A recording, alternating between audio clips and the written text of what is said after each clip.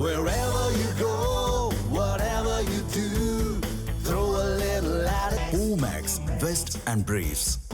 BBC ஊடகம் மீது DGP அலுவலகத்தில் புகார் அளித்தது தொடர்பாக தமிழக பாஜக மாநில சட்டப்பிரிவு தலைவர் குமரகுரு செய்தியாளர்களை சந்தித்து வருகிறார். அந்த காட்சிகளை பார்க்கலாம். கடந்த வாரம் இங்கிலாந்து நாட்டை தலைநகரமாக கொண்ட பிபிசி நியூஸ் என்கிற நிறுவனம், செய்தி நிறுவனம், ஒரு விஷமத்தனமான ஒரு ஆர்டிக்கிளை தமிழ்நாட்டில் தமிழில் பல மொழிகளில் பிரசுரிக்கப்பட்டுள்ளது. அதில் முக்கியமாக அவர் எழுப்பும் கேள்வி என்றால், ஒய் ஜென்சி என்று அவர்கள் குறிப்பிடுவது 13 வயதிலிருந்து 28 வயது வரை உள்ள இளைஞர்கள் இந்தியாவில் கிட்டத்தட்ட 37 கோடி இருக்கிறார்கள். 4 1 பங்கு இருக்கக்கூடிய இந்த குறிப்பிட்ட ஜனத்தொகை ஏன் இங்கே மௌனமாக இருக்கிறது? இலங்கையிலும் பங்களாதேஷிலும் இந்தோனேஷியாவிலும் நேபாளிலும் இந்த குறிப்பிட்ட வயதுடையவர் தான் கிளர்ச்சியை உண்டாக்கி நாட்டின் தலைமையே மாற்றி அமைக்கக்கூடிய சக்தியாக விளங்கும் பொழுது ஏன் தமிழ்நாட்டில் இந்தியாவில் மட்டும் அந்த சக்தி வீணாக போகிறது? அப்படி என்று ஒரு விஷமத்தனமான ஒரு ஆர்டிக்கிள் என்ற பேரில், இன்வெஸ்டிகேஷன் என்ற பேரில் ஒரு விஷமத்தனமான விஷயத்தை இப்பொழுது செய்திருக்கிறது. அதில் குறிப்பிட்டு சொல்வது என்றால், மறைமுகமாகவோ நேரடியாகவோ அவர்கள் சொல்வது, இப்போ இருக்கும் இந்த இளைஞர்கள் ஏன் சமூக வலைதளங்களிலும் வேலையில்லா திண்டாட்டத்திலும் மூழ்கி இருக்கிறீர்கள், நீங்கள் நினைத்தால் ஆட்சி மாற்றத்தை கொண்டு வரலாம் அப்படி அந்த வழியில் சொல்லி, அதே மாதிரி இவங்களெல்லாம் இன்னொரு விஷயம் பயமுறுத்துது. இப்போ நடக்கிற ஆட்சியில் ஏதாவது எதிர்த்து கேள்வி கேட்டால் தேச துரோகி, இந்த நாட்டுக்கு எதிரி என்று சொல்லிவிடுவார்களோ என்ற அச்சத்தில் அந்த குறிப்பிட்ட ஜனத்தொகை இருக்கிறது. அந்த ஜனத்தொகை எப்பொழுது ஒன்றாக சேர்கிறதோ அப்போது இந்தியாவில் மிகப்பெரிய ஆட்சி மாற்றம் வரும் என்று ஒரு ஆர்வம் போல் சொல்வதாக சொல்லி தூண்டிவிட்டு மக்களை வேண்டுமென்றே தூண்டி இந்த அரசாங்கத்துக்கு எதிராக கிளர்ச்சி செய்ய தூண்டுகிறது என்ற பெயரில் தான் நாங்கள் எல்லோரும் பாஜகவின் லீகல் செல் சார்பாக சகோதரர் பால் கனகராஜ் அவர்களும் நானும் எங்கள் தலைமையில் வழக்கறிஞர்கள் எல்லாமே சேர்ந்து இன்றைக்கு டிஜிபியுடன் மனு கொடுத்திருக்கிறோம். அந்த புகார் மனுவில் அவர்கள் மீது கடுமையான நடவடிக்கை எடுக்க வேண்டும். அவர்களது அலுவலகம் சென்னையில் இருக்கிறது. அவர்கள் மீது கண்டிப்பாக நடவடிக்கை எடுக்க வேண்டும். குற்றவியல் நடவடிக்கை எடுக்க வேண்டும்.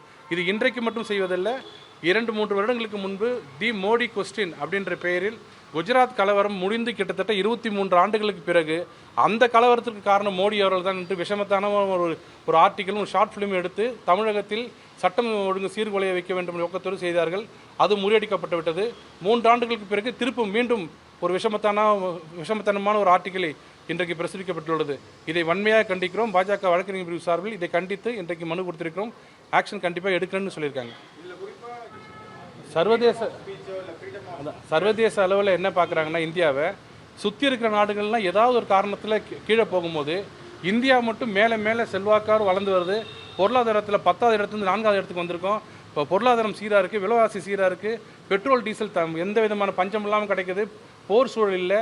எப்படி இந்த நாடு மட்டும் முன்னேறிட்டே போகலாம்? அது போகக்கூடாதுன்றது முறையில் வெளிநாட்டு சதியெல்லாம் செய்து இந்த பிபிசி மூலமாக இந்த மாதிரி கிளர்ச்சியை தூண்டுறாங்க. என்ன சொல்கிறாங்க?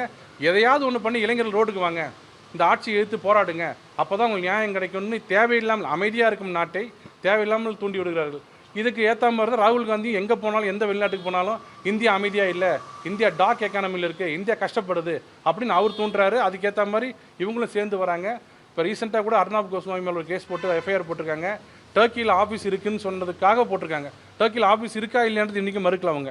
அப்போ வெளிநாட்டில் ஒரு கட்சிக்கு எதுக்கு ஆஃபீஸ் இருக்கணும்னு கேட்குறது தான் இந்த எல்லா சதிக்கும் உண்டான பின்னணியாக இருக்குன்னு நினைக்கிறேன். இது ஃப்ரீடம் ஆஃப் ஸ்பீச் எதிரான செயல், இது குற்ற செயல். எந்த ஒரு நாட்டிலையும் போயிட்டு அவங்க என்ன பண்ணியிருக்கணும், வேறு மாதிரி கேட்டிருக்கணும்.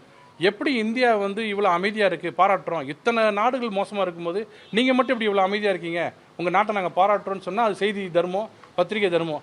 எல்லாரும் ஊரெல்லாம் சண்டை போடுறது, நீ மட்டும் அமைதியாக இருக்கிற, நீ சண்டை போடுன்னு சொல்கிறது தூண்டி விடுறது தானே. எப்படி அமைதியாக இருக்குன்னு அடுத்த வார்த்தையில் என்ன போட்டிருக்காங்கன்னா, வேலையில்லா திண்டாட்டம், நீங்கள் விலைவாசி கொடுமை இல்லை, அது இல்லாமல் எல்லாம் சமூக வலைதளத்தில் மூழ்கி இருக்கிறீங்க, ஜென்ரலாக திங்க் பண்ணுறதுக்கு இந்த குறிப்பிட்ட ஜனத்தொகைக்கு டைம் இல்லை. அப்போ என்ன அர்த்தம்? அதெல்லாம் விட்டுட்டு டைம் எல்லாம் விட்டு ரோடுக்கு வாங்க அப்படின்னு சொல்கிற முறையாக வாங்கன்னு கூப்பிட்றாரு. கிளர்ச்சியை தூண்டுறது வெளிநாட்டோட செய்தி நிறுவனத்தோட வேலை இல்லைன்றது என்னோட கருத்து. வெளிநாட்டு செய்தி தான் அது. பிபிசின்றது எங்கேருந்து வருது? யூகேலேருந்து வருது. அவங்க வேலையே இந்த மாதிரி தான். நல்லா இருக்க நாடு எப்படி வளர்ந்து வருது? இன்னொரு கோபம் இருக்கலாம், 6வது இடத்துல இருந்த இந்தியா 4வது அவங்கள 6வது தள்ளிட்டோம் பொருளாதாரத்தில், அந்த கோபம் கூட இருக்கலாம்.